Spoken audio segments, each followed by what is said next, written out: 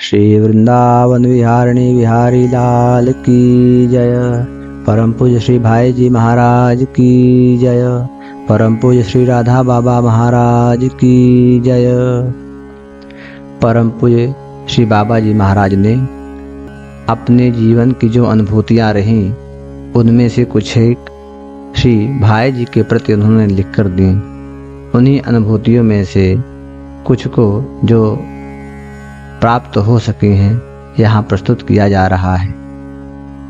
कल जो प्रसंग प्रस्तुत किया गया उसके आगे की कड़ी है जो बाबा ने अगले दिन लिखी थी। बाबा लिखते हैं, राधे कृष्ण। इससे ऊपर की बातें कल रात को 12 बजे तक लिखी थी। कल लिखने की बहुत बात थी पर आज क्रम नहीं सूझ रहा है। इतनी अधिक बातें, इतने अधिक भावों की तरंग है जिन्हें लगातार कई दिन तक लिखकर भी समाप्त नहीं कर सकूंगा। वर्तमान की मेरी दशा कैसी है यह मैं इच्छा करने पर भी नहीं समझा सकता। समझाने जाकर कुछ का कुछ लिख जाऊंगा। मलिन, नीरस, सरस, व्याकुलतामय भावों का प्रवाह बहता रहता है। पता नहीं आगे मेरी कैसी दशा होगी। वर्तमान की स्थिति का कुछ नमूना उपसंहार के रूप में लिख रहा हूँ। सोचता हूँ मैं लीला देख रही हूँ, स्वामी जी की लीला देख रही हूँ। कब तक यह लीला बदलेगी पता नहीं। समस्त बुरे भले विचार, स्फुरणाएं भाव के रूप में वे मेरे सामने आ रहे हैं। जिस मन से, जिस वाणी से साधना हो रही है वह मन वाणी की साधना के रूप में भी वही है। साधना के फल के रूप में भी वही आएंगे। मैं केवल देख रही हूँ। मैं कौन हूँ? मैं उन्हीं राधा रानी का जो मानसिक जगत में है एक क्षुद्रतम अंश हूँ। पर इतनी ही लीला नहीं है, इससे भी परे है। क्या है पता नहीं। वे अनंत लीलामय हैं। किसी भी लीला का एक कण भी अनुभव कर पाती तो निहाल हो जाती। क्यों नहीं अनुभव करती हूँ? चाहती नहीं हूँ। चाहती क्यों नहीं हूँ? मोहित कौन कर रहा है? श्री कृष्ण की प्रिय से प्रिय वस्तु मैं हूँ। मुझे श्री कृष्ण के सिवा और कौन मोहित कर सकता है? तो करो मोहित। नाथ तुम सुखी हो। कभी ये तात्विक विचार भूल जाता हूँ। अत्यंत व्याकुल हो जाता हूँ। रोने लग जाता हूँ। अत्यंत असहाया, निराश्रया, अबला के रूप में अनुभव करके रोने लगता हूँ। प्रार्थना करता हूँ तुम्हारे सिवा मेरा और कोई तो है नहीं। कौन सुनेगा मेरी? मेरे सामने से यह दृश्य हटा लो। मुझे राधा रानी के पास पहुंचा दो। बस इतना ही। कभी कभी प्रार्थना करता हूँ, मेरे नाथ मेरे मन में विरह की आग जला दो। बस निरंतर अनंत काल के लिए तुम्हारे लिए रोता ही रह जाऊं। कभी कहता हूँ, राधा रानी तो सर्वथा तुम्हारे प्रेम में विभोर रहती हैं। सरलता की चरम सीमा है। सर्वज्ञता आदि गुण उनमें हैं या नहीं पता नहीं।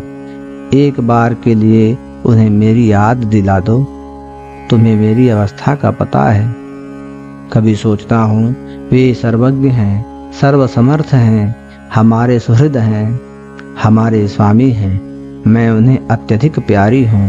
बस आनंद में भर जाता हूँ। आनंद की बाढ़ आ जाती है। तुम्हारी इच्छा पूर्ण हो कहकर शांत हो जाता हूँ। महाप्रभु ने अपने जीवन में शिक्षाष्टक में आश्लिष्ट माम पादरताम यह श्लोक कहकर उसकी व्याख्या की है। कृष्णेन्द्र प्रीति की कामना के स्वरूप का उच्चतम वर्णन है। ए राधार वचन विशुद्ध प्रेम लक्षण आस्वादाय गौरराय। यह पढ़कर सोचता हूँ राधा रानी का यह प्रेममय स्वरूप कितना उच्च है।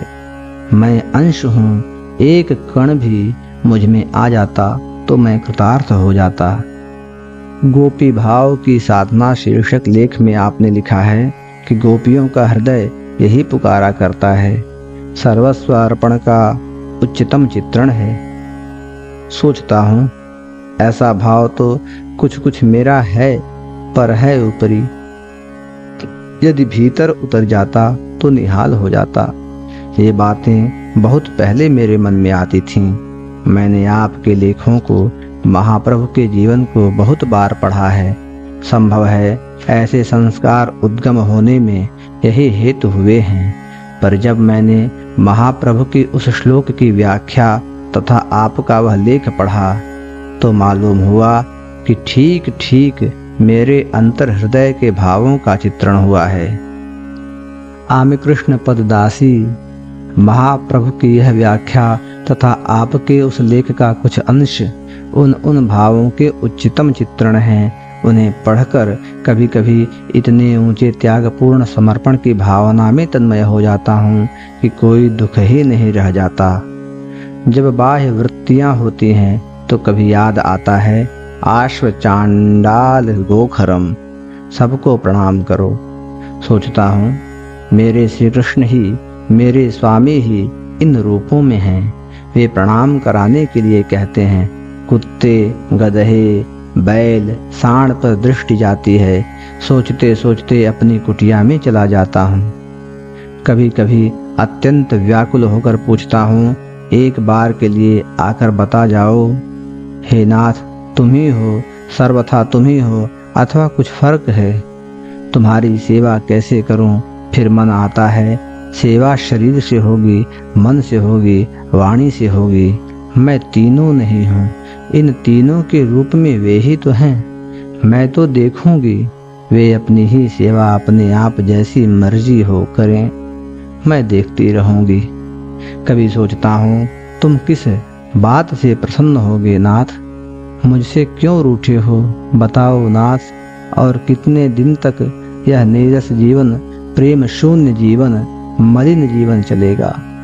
भर दो मेरे नाथ मेरे हृदय को अपने प्रेम से, उसमें डूबती उतराती रहूं। तुमसे अलग क्यों हूं नाथ? फिर यह बात याद आती है, गोपियों तुमसे अलग हूं, तुम्हारे नैनों का तारा होकर भी तुमसे अलग हूं, पर इसलिए अलग हूं कि तुम निरंतर मेरा ही निरंतर चिंतन करो। तुम्हारी प्रत्येक वृत्तियां मेरे में लग जाएं। मैं दूर हूँ, दूर रहने पर भी प्रियतम में मन जैसा लगता है वैसा नजदीक रहने पर नहीं लगता। यह उद्धव के द्वारा प्रेषित संदेश है। सोचता हूँ इसीलिए मुझसे अलग है। तो अखंड चिंतन करूं, बस उन्हीं का चिंतन करूं, फिर क्यों नहीं कर पाती? यह मोह क्या है? कौन इसे मेटेगा? यह विचार आकर चिंतन की तत्परता बढ़ती है। भागवत मेरा प्रिय ग्रंथ है, कुछ संस्कृत जानता ही हूँ। खासकर जो श्लोक प्यारे हैं उनकी अनेक टीकाएं पढ़ चुका हूँ, पर भागवतांक निकालने के बाद अब दूसरी टीका नहीं देखता। सोचता हूँ लिखा है शांतनु जी ने, पर भाई जी की दृष्टि एक बार सब श्लोकों के ऊपर पड़ चुकी है। उन्होंने एक बार देखकर ही इस अर्थ को छापा है।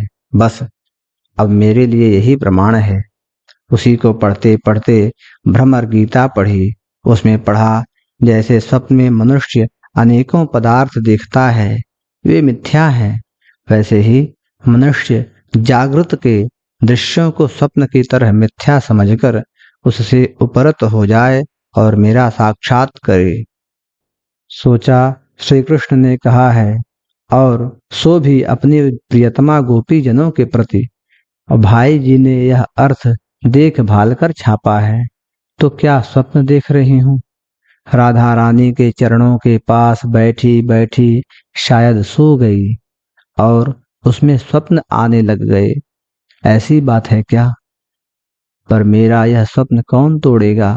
मेरे नाथ मेरा स्वप्न तोड़ दो, ऐसी प्रार्थना होने लगती है। फिर मन में आता है चाहे जागृत का दृश्य हो चाहे स्वप्न का दृश्य, दोनों को अनुभव तो मन करता है। और मन से अनुभूत वस्तु मैं हूँ, ऐसा श्री कृष्ण ने कहा है। तो स्वप्न कहाँ है? यह तो श्री कृष्ण की लीला है, उनकी माया है, वे ही हैं। तो तुम्हारी मर्जी नाथ, मैं तुम्हें प्यार करूंगी, मुझे तो तुम्हें प्यार करना चाहिए, तुम्हारे रूप को नहीं। रूप भयानक हो तो क्या मैं तुमसे प्यार नहीं करूं? इस प्रकार की तरह तरह की बातें आती हैं कि कहाँ तक लिखूं। कभी कभी मलिन संस्कार जाग उठते हैं तो सोचता हूँ, इस मलिन रूप में आए हो मुझे नरक ले चलने के लिए, तो तुम्हारी जैसी मर्जी, तुम्हारी इच्छा पूर्ण हो। इस संबंध में भी अजब अजब बातें आती हैं, कहाँ तक लिखूं। आपके प्रति क्या क्या भाव होते हैं वह भी एक लंबा इतिहास है, सुनकर आप खूब हंसिएगा, पर अभी मौका नहीं है। जीवित रहा, होश ठीक रहा, और सबसे पहली बात है, वे चाहेंगे तो आपके प्रति भावों को सुनाऊंगा, आज नहीं। आज गोविंद राम जी के यहाँ विचित्र दशा थी, ठीक ठीक समझा नहीं सकता, आवश्यकता भी नहीं है। आपके पास हूँ, सोचता हूँ मुझे रखने में भाई जी का क्या स्वार्थ है? उत्तर, सर्वथा कुछ नहीं। तो सर्वथा अपने स्वार्थ से हूँ? हाँ, तब छोड़ दूं क्या? क्योंकि प्रेम तो त्याग मूलक होता है, पर इतनी अधिक ममता, अवश्य ही यह ममता विचित्र ढंग की है, होती है। पर तरह के विचार उठते रहते हैं कि आपको छोड़ने की आशंका होने से कांप जाता हूँ। प्रार्थना अवश्य करता हूँ, मेरे नाथ, तुम्हें नहीं रुचे तो छुड़ा देना, तुम सुखी हो नाथ, वही करो। कभी कभी प्रार्थना करता हूँ, मत छुड़ाना नाथ, फिर प्रार्थना करता हूँ, तुम्हारी इच्छा पूर्ण हो। शरीर का ढंग विचित्र चलता है, पता नहीं कब तक चलेगा। कभी कभी सोचता हूँ, लिखते लिखते इस संबंध में कुछ न लिखने की इच्छा हो गई। इतना लिखकर भी अपनी वास्तविक दशा आपको समझा सका कि नहीं, पता नहीं। आजकल तो विचित्र ही ढंग चल रहा है, क्या होगा पता नहीं। ये बातें सुनकर पता नहीं आप घृणा करेंगे, प्रेम करेंगे या दया करेंगे। एकाकी प्रवाह में बह रहा हूँ। कभी कभी सोचता हूँ, कई बार सोचा, मैं इनके सुख का उपकरण हूँ, जहाँ जिस रूप में रखना चाहें उसी रूप में रखें, यही मेरा सर्वश्रेष्ठ सुख है। साधना का स्वरूप वर्तमान में क्या है, ऊपर बता चुका हूँ। लिखते लिखते कुछ का कुछ लिखा जाने के कारण बहुत काटकूट हुआ है। क्रिया में स्त्रीलिंग, कभी पुल्लिंग, जैसा मन में आता गया करता गया हूँ। मेरे हृदय की ओर देखते हुए घृणा के योग्य भी कोई बात हो तो दया कीजिएगा, क्योंकि श्री कृष्ण का प्रेम राज्य तो सर्वथा मन वाणी के परे की चीज है। अभी तो मैं मलिन जगत के स्पर्श से मुक्त नहीं हो सका हूँ, फिर प्रेम की चर्चा तो विडंबना ही है। पर भाई जी, मन की यही दशा है, सर्वथा जिद्दी उद्दंड होकर लगा था। अभी भी वही जिद चल रही है कि चाहे जो हो, वस्तु स्थिति जो है उसे ही पकड़ूं। क्या होगा पता नहीं। होश रहने तक आपकी बात मानने की लालसा अवश्य है भाई जी, पर होता नहीं। शुद्रतम मलिनतम समझकर भी प्रेम रखिएगा, मुझ पर दया रखिएगा, इतना लिखकर समाप्त करता हूँ। इस प्रकरण में बस इतना ही। अगली अनुभूति के साथ अगले प्रकरण में उपस्थित होंगे। तब तक के लिए जय जय श्री राधे, जय जय श्री राधे, जय जय श्री राधे।